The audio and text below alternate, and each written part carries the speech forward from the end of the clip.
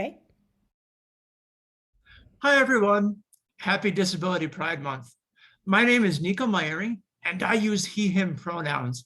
I'm a white man with floppy blonde hair, large dark glasses. I'm wearing a dark floral print shirt with flowers and corgis on it, and I have a small cut on my chin. Shaving is not an innate talent for me. I'm honored today to be joined by my friend Nicole. Nicole, go ahead and introduce yourself. Hi, everyone. My name is Nicole Demos. My pronouns are she, her, hers, disabled. I currently live in Helsinki, Finland. I'm wearing a black t-shirt. I have bright purple hair and greenish sort of dark glasses. And I'm excited to be here. Thank you very much. Of course. Thank you so much for setting up time to speak with me and helping me with this project. Nicole, what does disability pride mean to you? To be honest with you, Nico, I never knew Mhm. disability pride existed Okay. prior to looking as to what I'd seen on social media. And I thought, you know what? Yes, there should be a disability pride. So for me, while this is a new experience, it's a way for me to honor my disabled identity. And it's been really, really important for me because it's taken me almost 50 years to be able to say proudly that I'm disabled. And as you can see, I use it as one of my pronouns. Yes. So equally, it brings about my wanting to share and spread awareness that this is a great chance for us to identify, to honor each other, to support each other, to provide resources and experiences for those that maybe, like me, were not aware that this type of celebration, although it should be happening every day in my book, there's a particular month. So there's so much more that we can still do as a result of this. Let's get the word out. Let's really, really promote the goodness in us. And so people begin to look at us beyond our disabilities. And the best thing is for me is I've learned to say that being disabled is not a dirty word. That's right. It's not something that can keep me hidden from anything like it did in the past. So I don't know if that answered your question, but that's what it means. That's what it means to me. And It's a I'm so fantastic answer. excited to be a part of this. I'm excited to have you with us in our community. As I do these projects with different disabled people, I get all kinds of different questions. So there's no wrong answer because there's no one singular disability experience or disabled culture, so to speak.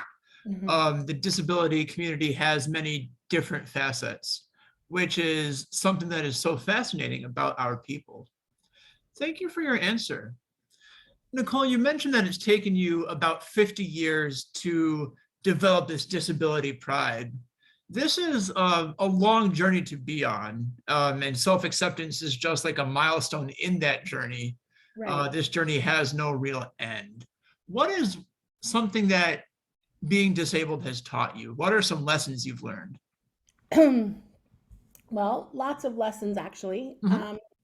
I think the most important is accepting myself as a disabled person Mhm. and allowing myself to surround myself with people who accept me for who I am and can also look past the disability, that there's more to Nicole than her just sitting in a wheelchair, that Sure. she likes to sing and she likes to travel and she likes to read and she likes to advocate and she's a teacher. And yes, it's taken her 50 plus years, but she's here. Mhm. So I think that that's one of the biggest lessons. I've always been told, oh, that usual cliche of, oh, you're so brave and you're so inspirational. And no, you know, my being disabled does not make me an inspiration. Perhaps what I have to offer in being a role model can inspire somebody else to say, you know what? I want to learn how to love myself as a disabled person or not. I think it's given me a different type of resilience. I don't shy away from challenges, But I think there was a part of me prior to this that kind of struggled with where do I fit in and how do I fit in? Do I want to be disabled and viewed as that because nobody told me that it was okay? Or do I want to try to be someone else in order to fit into what society deems as the normal? And I think that was a constant struggle for me. So now to be able to say, this is me at the age of 52, take it or leave it. I'm happy to be who I am. So I think that's one of the biggest lessons. And also learning how to ask for help. That's not a bad thing because everybody needs help, regardless. You know, those are some of the biggest lessons. And I still have a lot more to learn, and I know that I'm going to keep growing, and I know that I'm going to keep needing to fight ableism and speak loudly and clearly and support others. But I'm okay with that. Like, that's why I'm making the choice to be part of this. That's why I'm choosing to identify as disabled. That's why it's part of my pronoun. That's partly what I tell my students. I was really good at advocating for them. I'm a special education teacher, but didn't often advocate for me, obviously. So now that the page is turned, it's advocating all the way. So, I love this answer. And I love that you've been able to kind of ask yourself, why don't I deserve the same compassion and care that I give others? yeah. That's taken a long time for me to learn as well. Obviously, learning is not linear. There are days where I do still neglect myself, right? Yeah. But the seeds of change have been planted. And I think that's the most important. And I think it also brings a different level of reflection, and also trying not to dwell on past events or past things that I may have said inadvertently that would hurt someone else, also hurt me in the Mhm. process, but not realizing it. We're human, we make mistakes. We need to learn to forgive ourselves, number one, and forgive other people, but then also reflect on our attitude and behavior and how to move forward. And that's hard. But I think admitting that it's hard is also a lesson in itself, you Sure. know? So, yeah. Thank you so much. I want to visit kind of the flip side of this question. Mm-hmm. There are things that we learn from being disabled, and then there's things that we also learn perhaps from before the time when we embraced our disabled identities. What is something you've had to kind of unlearn as a result of your disabled journey? I think, and I don't know if this is an answer, but I think for me to not have been so eager to conform to someone else's standards and Okay. norms. In other words, why did I try so hard to be like my able bodied friends? Mhm. I think because in some way, whether it's what you learn from society or family or cultural expectations, it's, I don't know, it's difficult. It's difficult to figure out, where you are as you're growing up. And I grew up overseas, so I didn't have, disability role models. I Right. didn't know that, people like Judith Heumann existed. I didn't know that there was, already a hidden, almost underground movement that was there. I mean, I had my immediate family, my mom and dad, and of course they are my biggest supporters, and friends, but it's, although it's appreciated, it's not the same Right. because on some level, unless they're sitting in the wheelchair or they're experiencing walking on crutches, and what you have to go through each day to even get by, they can't really relate 100%. They might have empathy, and that's great to have, but so I think that's been one of the biggest things that I've had to unlearn, and also not to take the stairs or the, as in not stairs like physical stairs, but the staring by other people or the teasing or the negativity to heart, Right. because you do, and at a certain point you reach it where you go, I don't think I can take anymore, you know but not being able to say, stop, don't look at me, ask me a question, or speak to me, or hear me, or see me. Don't talk to somebody who's with me, because just because I'm sitting in a chair may not mean that I can't communicate with you. Might just mean that I don't want to communicate with you. I don't, but so Yeah, again, it's still a process, but it's complicated. Um, but I guess you learn and you reflect and you try to do your best the next time. you do. I read on Twitter, of all places, a tweet that went something like, "You're under no obligation to suffer needlessly just to fit into some normal." Right. Like, why the only person you're hurting is yourself, and no one else sees you suffering except you. So why are you doing it? And Yeah. that really struck a chord with me. Yeah, I think, yeah, that's exactly what it feels like, what it is. And I was speaking to Emily Ladau a few weeks ago, Mhm. and she said, everyone's journey and everyone's story is different. It doesn't it shouldn't be minimized or swept under the carpet.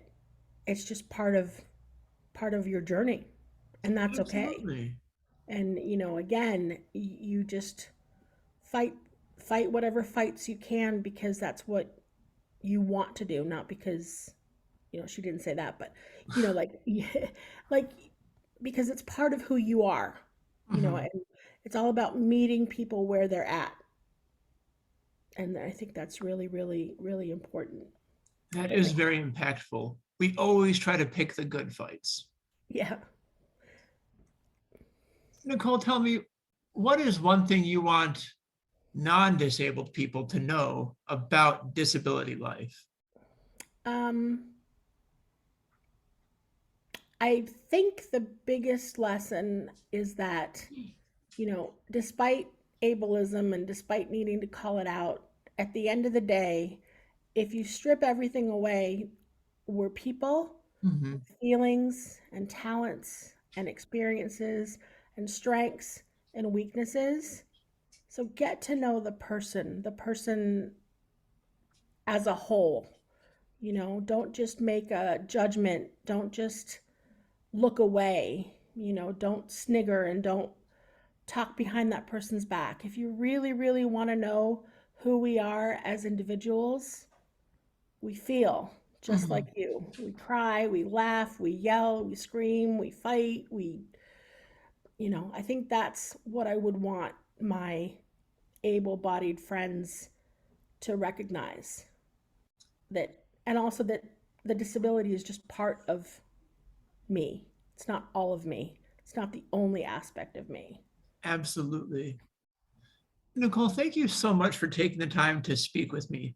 And as you say, there's more aspects to your identity than just being disabled. So before I wrap up here, I want to give you a chance to promote any social media you have, any like projects that you want to give a shout out to, or even just to give space and talk about your other identities. You're a teacher, an artist, a reader. So this Okay. is open forum for you. Thank you for this opportunity.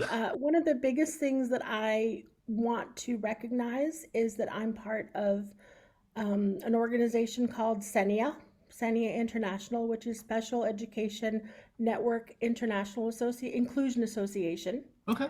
We're worldwide, but we've just opened up a chapter in Europe as a European board. There's chapters in South Africa, in Asia, and it's for international schools, Mhm. because obviously, just like in the United States, inclusion is the biggest um, issue, one of the biggest issues that we're Mhm. dealing with. But we want inclusion to be not linear. We don't want it to be, oh, at the end of this, if you follow this list, you're going to get a gold star and everything's going to be wonderful. But we want to provide equitable, diverse opportunities for all our students, no matter where they are around the world. And I'm so happy to be a part of that, because it's given me a focus, that's given me a platform, that's allowed me to share, experiences. I've been teaching for 32 years, so Oh, it's been quite a long time. So obviously, I'm so lucky to have had that opportunity. So it's wonderful to be able to have that support system behind me and people believing in what I do. So that's really been a significant focus and a significant help in my identifying as disabled. Mhm. So we're always eager for, people to join just to find out resources. And you don't have to be international or not. You could be living in the United States, just for people to connect and communicate and find, shared experiences and opportunities. So, very lucky to be part of that. So, and also living in Finland is also an experience in itself because it's a very, very accessible country, which is so helpful. Um, and the government does a lot to support people with all types of disabilities. So it's wonderful to see. You Mhm. don't get the stares, you don't get the, oh, don't touch them because you'll catch it kind of attitude that you might elsewhere.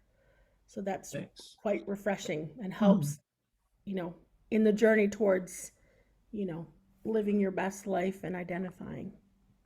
So I'm yeah. so glad that you're getting the services and accessibility that you need in Finland. Honestly, I have not really interviewed someone who lived outside of the US Well, there uh, you go. during this project so far.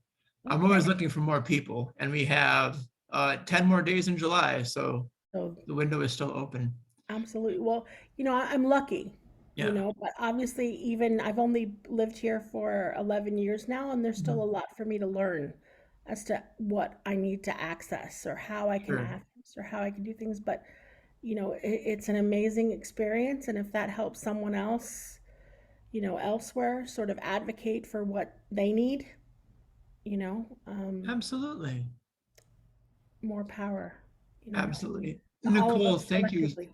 so much for Thank you as helping me out with well. this and Good for luck sitting with down the to rest of record the this 10 video with days. me. Thank you. I really appreciate it. Anytime. All right. Have a good rest of your day. Thank you. You too.